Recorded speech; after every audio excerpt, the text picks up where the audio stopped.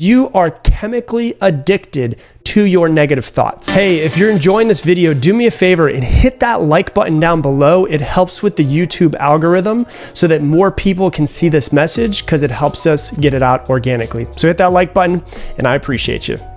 Today, we're going to be talking about how to break the addiction that you have to your negative thoughts and your negative feelings. And I'm going to say this outright because you're going to say, well, hold on, how am I happen to think negative. I happen to feel bad sometimes, but I'm not actually addicted to it. Addicted is like addicted to drugs, addicted to food, addicted to alcohol, right? Well, it is, but you also are addicted to your negative thoughts and your negative feelings. And I'm going to tell you exactly how that is. So, one thing that I notice with a lot of people is that you can want to be positive. You can consciously want to be positive, but it's so freaking hard sometimes, isn't it? Where maybe you've been negative for so long that it's like almost like your brain just automatically goes towards the negative side. You want to be positive, you want to be happy, you want to be joyous, but for some reason, most days you just find yourself in misery or you find yourself slipping into negativity. And the reason why is because you are chemically addicted to your negative thoughts. Now you might be like, what the hell is this guy talking about? How am I chemically addicted to something that's a thought? And here's the reason why, and I'm gonna give you a real quick lesson. It's not gonna take a long time. A thought, once you have a thought, that's just, sends an electrical signal from one place to another in your brain at its simplest form. That electrical signal sends something called a neuropeptide down to your body, which tells your body what hormones to create. And a hormone is a chemical that your body goes and creates. So an example of one would be, you think a really stressful thought, and then your brain has that signal go from one spot to another. Your neuropeptides send signals down for your body to create the hormones in the chemicals cortisol and adrenaline. And those are the stress, anxiety hormones that you have. Those are chemicals inside of your body. Now, follow with me here, okay? Let's say that I drink alcohol every single day for the next year. Would I become addicted to that chemical? Yes, if I drink alcohol every single day for the next year, my body is going to start to become chemically dependent on that chemical, right? It's if I do cocaine every single day for the next 30 days, next 365 days, I will become chemically addicted to it. So let's talk about how that works inside of your body with thoughts. If I think thoughts every single day that cause me to have stress hormones, which are cortisol and adrenaline, every single day for the next year, guess what I'm going to become? Chemically addicted to cortisol and adrenaline, which means that my body is going to force my brain to think certain thoughts so that it can get that hit, that little hit, just like taking a swig of alcohol. It's that little hit of adrenaline and cortisol. That's only for a year. Have you been thinking negative for 2, 3, 5, 10, 20, 30 years, and now you're trying to break this thought pattern? You are. You're trying to break it like you would break an addiction because your body is actually chemically addicted to the hormones that your thoughts have created. Now just take a second and let that sink in. So you can actually want to be happy and positive, but you can't stop going down that route of negativity. Why? Because you're just used to doing it. You're used to doing it, and your body is wanting you to actually do it because it's used to those chemicals. Now, let me tell you, I can tell you firsthand that I learned this the hard way. A few years ago, I was listening to a podcast, and there was a guy that was in a podcast, and he was talking to a psychologist. And he said to the psychologist, I feel like I'm addicted to stress. And he started explaining it. And I thought to myself, am I addicted to stress? Like, I work really well under pressure. I work really well in stressful environments. And I started thinking, and I was like, oh my gosh, I will sometimes make myself be just a tiny bit stressed out so that I perform better, so that I can perform better under pressure. And I thought to myself, how long have I been doing this? And I tied it back to when I first started my first business back in 2006. So it had been over a decade that I had been making myself be a little bit stressed out, drinking extra coffee so that I got a little bit too wired, because that's for me just the way that my brain kicked in and when I did really well. And I was like, why would I be addicted to stress? And I was like, okay, if I forced myself to be stressed back all the way in 2006, what about before then? What would have come from it? And I realized I tied it all back to my childhood of being raised with an alcoholic father, of being stressed out. Like, just having an alcoholic father is stressful, and I remember worrying about, what was going to happen next. If he was going to be drunk when he picked me up at baseball games, if he did pick me up and he was drunk, would we get into a car accident? If he was going to pick me up from school, if he would remember to pick me up, if he would die from it, because I knew how bad it was getting. When he did die, what am I going to do now? It's just stress, stress, stress, stress, stress. So as I got older, I actually created a business that stressed me out, not knowing that that was actually something that I was addicted to. And I started this unwiring of myself of, I'm actually addicted to stress.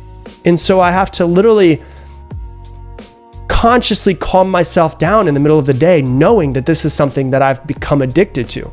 I've been able to create thoughts and thought patterns and processes to stress me out because that was something that I was addicted to. So it was a lot of journaling, a lot of paying attention to myself, a lot of paying attention to what I was thinking, a lot of paying attention to what I was drinking, a lot of paying attention to what I was eating throughout the day, who I was talking to, what things that I did. Then I was like, man, that makes me stressed out. That's interesting. And it was like this lifting of the veil of, oh my God, I have unconsciously searched for opportunities to stress myself out because that's what my body has been used to for a really, really long time. And so I want you to think through this. Maybe you're listening to a story and you're like, oh my God, I can connect with that.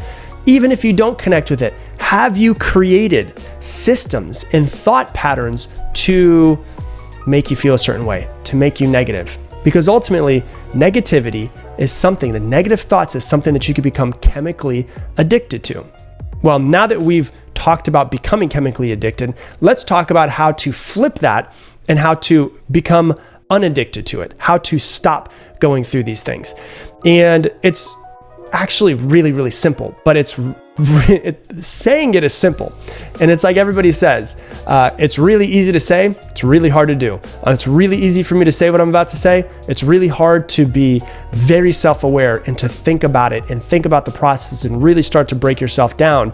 And when you notice it, to change it. So the first thing is to be extremely intentional every single day from the start of your morning. So I put up a video, one of my most popular videos I've ever put up on Facebook was called Why Positive Thinking Doesn't Work. And I had a bowl in front of me and the bowl was filled with water. And I was talking about how people don't understand positive thinking because they think to themselves, I'll just be positive. I'll just think a positive thought. And they think a positive thought and then they think 10 more negative thoughts and like, oh my gosh, positive thinking doesn't work. And so in this giant bowl of water, it was a big see-through glass bowl that I had. I took dirt and I was putting scoops into it and I was saying, the negative things that we say to ourselves, you're fat, you're not good enough. We hang out with people, maybe when we're younger and they say, hey, you fail a test, you're stupid, you have bullies. And I just had this big old thing of water. And now there was tons of dirt inside this water and I stirred it up and it was just a big thing of dirty water. And then what I did was I took a glass of water. So I had this big, huge jar and I took this glass of water and I said, okay, I'm going to think positive. And this glass of water represents something positive. And I poured it into it. And then what happened? It still was really dirty. And then most people stop right there and they say, positive thinking doesn't work. Because I'm so negative, I put one positive thought into that and it's still dirty. It's still negative. And then they take another glass of water and I put it in. I put like 4 or 5 glasses of water in this bowl of water was still dirty, still AKA full of those negative thoughts. And I said, so how do you change into a positive person? And I took a hose out and I put the hose and I said, it has to be something that you're intentional about. You have to think positive with every single thought. When you notice negativity come out, you have to kick it out. And what happened was the water starts to spin. There's all this water, more and more and more and more and more water that comes in. And eventually, it took a lot of time. Eventually, that water, that big, huge jug of water that I had was eventually clean again. But it wasn't clean from 1 cup or 2 cups or 3. It was clean from water and water and water and water and water. And it eventually cleared up all of the dirt. The same way that You can't think one negative thought and have this massively negative brain, or have one positive thought and have this massively negative brain and go, oh, it just doesn't work. No, you've got to be intentional. You've got to wake up every single day. You've got to literally brainwash yourself to be more positive, because unbeknownst to you, you have brainwashed yourself to be negative if you are negative right now.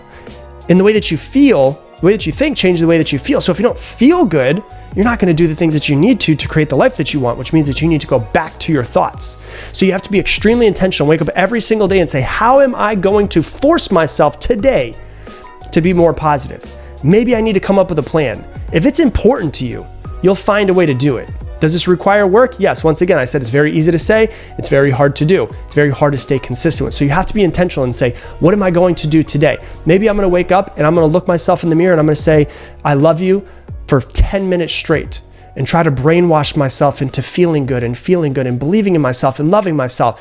I'm going to come up with affirmations, 3 affirmations that are going to brainwash me into literally starting to feel the way that I want to feel and thinking the way that I want to think. Because ultimately, I've been thinking this freaking negative way for a long time. I don't want to be that way anymore. I want to be positive, and I'm going to be intentional with doing it. You've accidentally brainwashed yourself into being negative, into feeling bad. Now you've got to put a lot of work into making yourself be positive and brainwash yourself to be positive and start to feel good. And then the second thing that's super important besides being intentional is, just because you're intentional in the morning does not mean that you're going to be positive all day long. So you've got to catch the negative thought as soon as possible. You've got to become very self-aware of when you start to go down that negative spiral, because we all know it starts with a negative thought and then gets more and more negative.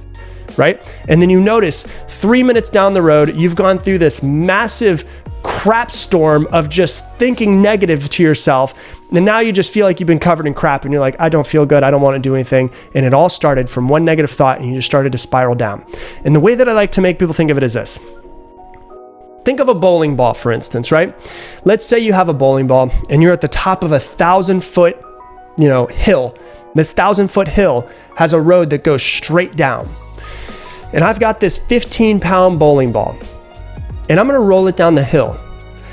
Now, let's say that I start to roll it down the hill, and you catch it and stop it about 10 feet after I let go of it, right? It's going to be a lot easier to stop it 10 feet after I let go of it than it will be to stop it at the bottom of a 1,000-foot hill. Now, think of this for a second. If I let go of a bowling ball and you stop it at 10 feet, it's not going to really be that hard to stop. But if you go to the bottom of a 1,000-foot hill, I let go of it, and now you've got to try to stop a 15-pound bowling ball that's hauling tail down this friggin' thing. You're going to crack a couple legs. You're going to break your shins by trying to get in the way and stop this bowling ball. Right? It's just the way that it goes. It's the same thing with your thoughts. The quicker that you can stop the negative thoughts, the easier it is for you. Same way with the bowling ball. If you try to catch your negative thoughts at the bottom of the spiral, you're already in a negative place.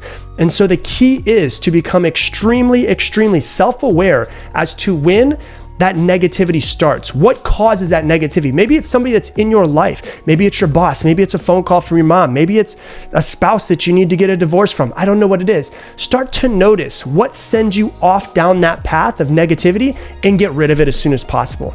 You have to be extremely self-aware. One of the things that I say is, if I had one superpower that I could give everybody in the world, it would be extreme self-awareness. Because if people were extremely self-aware, we would have no problems in this earth. People would treat each other better, they'd treat themselves better, they'd treat the earth better, they'd treat animals better. Everything would be better.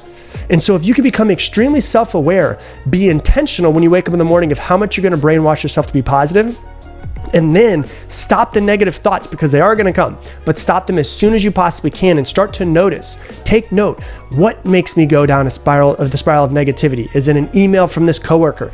Is it a text message from my mom because I've got so much pent up resentment for her? Is it, a coworker coming over to me? Is it my spouse that, if I'm being honest with you, cheated on me 6 months ago? I'm not me being honest. This never happened to me, but it could be your spouse cheated on you 6 months ago. And now every single time that they send you a text message or you think about them, it just pisses you off because you've got this built up resentment. What is it that sends you off on that path down of negativity, and how can you get rid of whatever that thing is so that you can live a more positive life?